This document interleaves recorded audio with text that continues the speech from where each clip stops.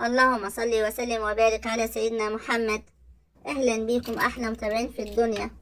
النهارده هنعمل مع بعض كده زي ما انتم شايفين، هنعمل البيتزا بكل مكوناتها وتفاصيلها. البيتزا دي حاجه من الحاجات البسيطه السهله اللي مكوناتها عندنا في كل بيت، وطبعا كل ولادنا بيحبوها. شايفين الجمال؟ هعملها لكم كده بالعجينه بتاعتها الهشه القطنيه الجميله.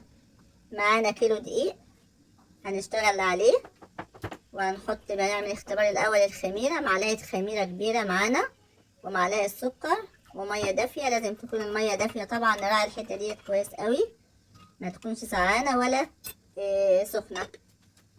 كده قلبناها كويس قوي. الخميره كده معانا ناجحه زي الفل، ما شاء الله تبارك الله. نحطها على الدقيق بقى، ونحط بقى بقيه المكونات. ربع كوبايه زيت زيتون، يفضل طبعا زيت الزيتون احسن، بيدي طعم وريحه جميله للعجينه. معلقتين لبن بودر، ونحط كمان ذرة ملح، ومعلقة سكر، معلقتين زعتر. لازم العجينة بتاعتنا تدي كده ريحة وطعم حلو. ومعلقة سكر طبعا قلنا، وتوم بودر، حطيت فيها معلقة توم بودر بيديها برضو ريحة حلوة قوي. وكوباية زبادي صغيرة او معلقتين كبار زبادي. ونبدأ نقلب، ونحط بقى المية بتاعتنا. برضو المية تكون فترة. المية طبعا يا جماعة احنا عارفين حبيبي حسب الاحتياج بتاعنا. ما اقدرش اقول كوبايتين، انا اخدوا مني كوبايتين ونص كده مية تقريبا على المية بتاعت الخميرة.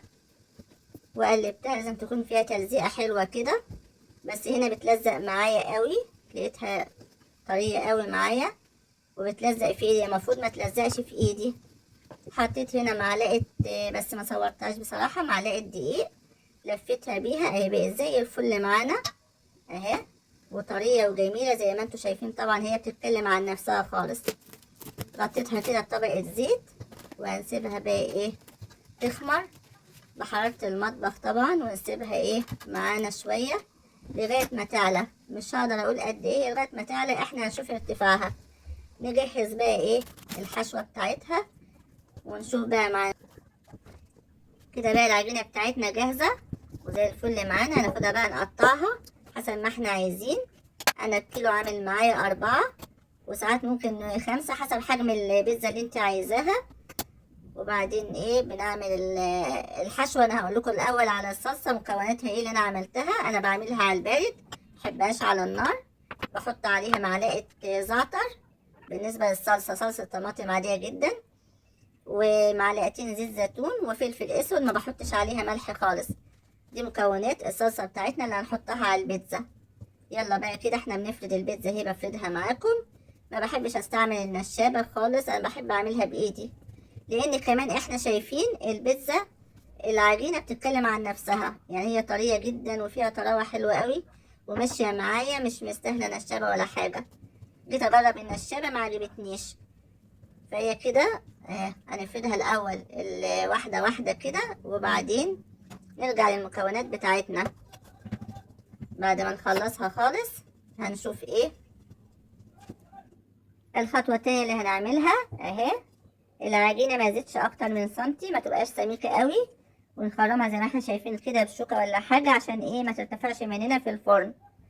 وبكده البيتزا معانا جاهزة بالنسبة للعجينة. وندهنها بقى الوش بتاعها الصلصة بتاعتنا اللي احنا عملناها مع بعض، وريتها لكم ازاي، وعليها الفلفل الاخضر. المكونات دي يا جماعه هي اهم حاجه في البيتزا العجينه. المكونات دي حسب الرغبه، اي حشو عندك بتحطيه، وما تكلفيش نفسك فيها خالص. انا حاطه فلفل اخضر، ودي جبنه شيدر بشرها وبحطها على الوش، وزيتون اخضر او اسود شرايح اللي بتحبيه تحطيه حسب ما انت تحبيه في بيتك. وبعدين نحطها في الفرن تاخد 3/4 سوا، لان انا هعملها بالسلامي. السلامي ما ينفعش تحط من البدايه عشان ما يتحرقش مننا، فهحطها 3/4 سوا. وبعدين اطلعهم واحط عليهم السلامي والموتزاريلا. خطوه مهمه جدا ان الموتزاريلا ما ينفعش تتحط من البدايه عشان ما تتحرقش. او زي ما احنا شايفين طلعنا البيتزا من الفرن 3/4، وبحط السلامي عليها، وعليها هرص عليها الموتزاريلا كده، ونحطها في الفرن. 10 دقايق وهتطلع معانا احلى بيتزا. هتاكلوها جميلة وطرية وحلوة، بس جربوها وقولي في الكومنتات ايه رأيكم فيها. متنسوش بقى التشجيع واللايك والشير بقى واشتراك في القناة، وتقولوا لازم تجربوها تقولي ايه رأيكم.